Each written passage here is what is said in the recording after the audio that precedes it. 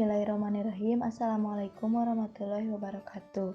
Perkenalkan, nama saya Irfania Kasaputri dengan NIM 2000083, Program Studi Pendidikan Teknik Elektro, mata kuliah Pendidikan Pancasila dengan dosen pengampu Bapak Supriyono SPD MPD. Di sini saya akan menjelaskan mengenai sumber historis, politis, dan sosiologis serta dinamika dan tantangan Pancasila sebagai dasar nilai dalam pengembangan ilmu.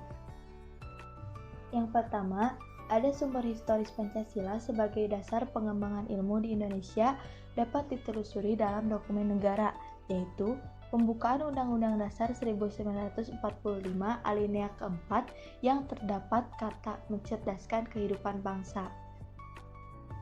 Kata mencerdaskan kehidupan bangsa mengacu pada pengembangan iptek melalui pendidikan yang harus berdasar pada nilai-nilai Pancasila. Proses mencerdaskan kehidupan bangsa yang terlepas dari nilai-nilai spiritualitas, kemanusiaan, solidaritas, kebangsaan, musyawarah, dan keadilan merupakan pencederaan terhadap amanat pembukaan Undang-Undang Dasar 1945 yang merupakan dokumen sejarah bangsa Indonesia.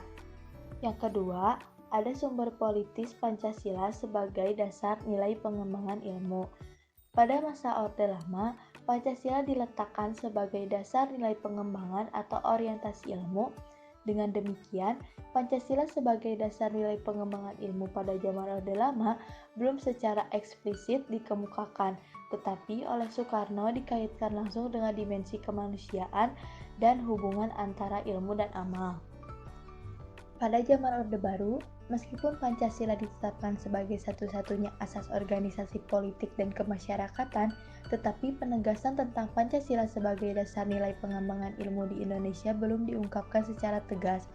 Penekanannya hanya dengan iptek harus diabdikan kepada manusia dan kemanusiaan sehingga dapat memberi jalan bagi peningkatan martabat manusia dan kemanusiaan.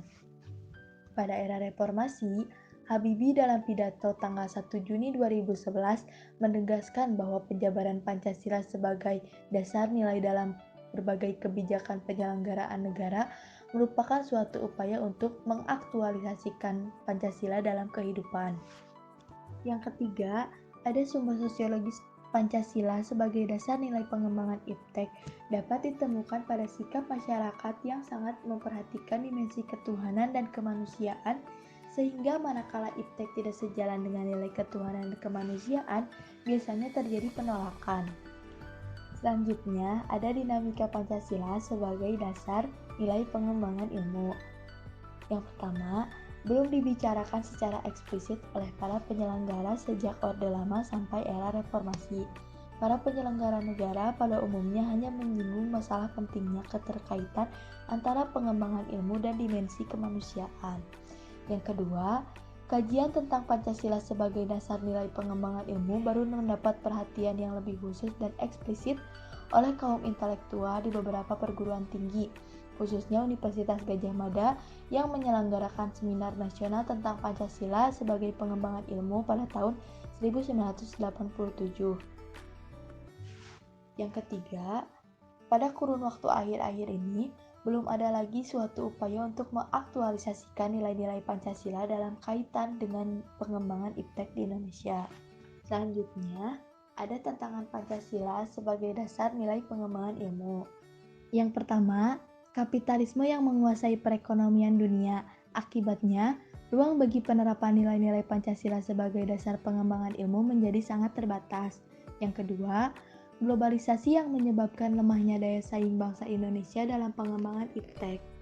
Yang ketiga, pragmatisme yang berorientasi pada 3 ciri, yaitu workability atau keberhasilan, satisfaction atau kepuasan, dan result atau hasil, yang mewarnai perilaku kehidupan sebagian masyarakat Indonesia.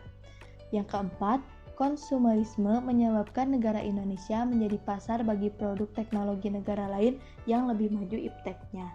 Sekian penjelasan dari saya. Terima kasih. Wassalamualaikum warahmatullahi wabarakatuh.